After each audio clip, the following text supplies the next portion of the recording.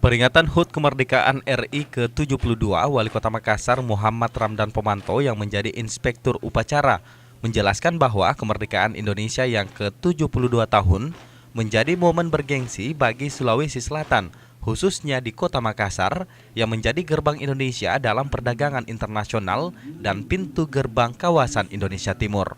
Sehingga pada peringatan HUT Kemerdekaan yang ke-72 di Kota Makassar yang berlangsung di lapangan Karebosi mengangkat tema Indonesia Kerja Bersama yang menjadi ajakan kepada seluruh masyarakat Indonesia untuk tetap bersatu dan melanjutkan perjuangan menuju Indonesia yang bermartabat di mata dunia. Yang tahun ini mengusung tema Indonesia Kerja Bersama.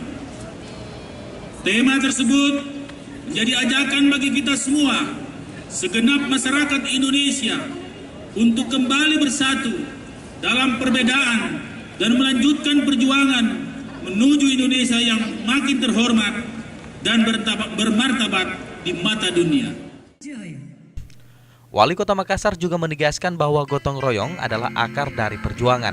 Bukan hanya itu, persoalan politik dan ekonomi belaka, namun dihadapkan dalam tantangan dalam mengelola kemajemukan yang sudah menjadi kodrat keberadaan bangsa Indonesia. Ira, Fajar TV dan Fajar Radio melaporkan.